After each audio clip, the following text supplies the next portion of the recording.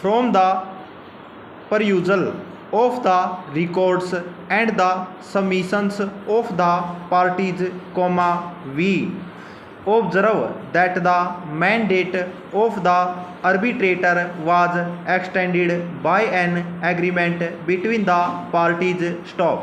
Thus, it can be constructed that the parties had not agreed to the extension of the mandate of the arbitrator, failing which, the mandate was automatically terminated. However, the contention of the appellant that the High Court had erred in not allowing the appellant to decide upon the appointment of an arbitrator pursuant to subsection of section 15 of the Act must be accepted. In this connection, it would be appropriate to refer to the relevant portion of the impugned judgment of the High Court, which gives an elaborate observation on the above mentioned issued raised by the appellant. Arbitration is an informal, quick and easy alternative mode of adjudication of disputes by agreement of the parties.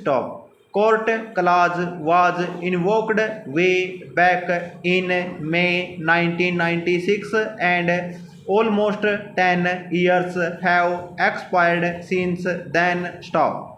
The appointment of successive arbitrator by the chairman managing director of the respondent has only resulted in delay.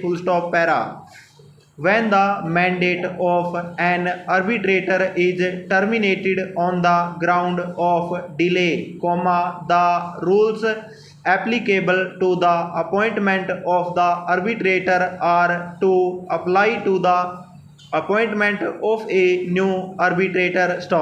It would, however, be a mockery of justice, if every time the mandate of an arbitrator was terminated, of the arbitrator resigned or otherwise became unable to proceed, the parties were to start from scratch, by invoking the arbitration clause.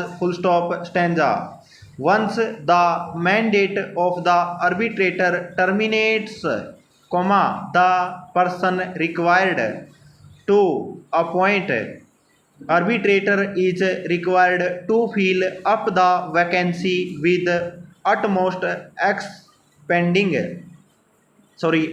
expedition, failing which the provision of section 11 of the 1996 Act would be attracted. In the instant case, as per the arbitration agreement, the chairman managing director was required to appoint a new arbitrator in case the arbitrator became unable to continue, whatever be the reason. A bare reading of the scheme of section 11 shows that the emphasis is on the terms of the agreement being adhered to and or given effect as closely as possible. In other words, the court may ask to do what has not been done. The court must first ensure that the remedies provided for the exhausted. It is not mandatory for the cried justice to appoint the arbitrator.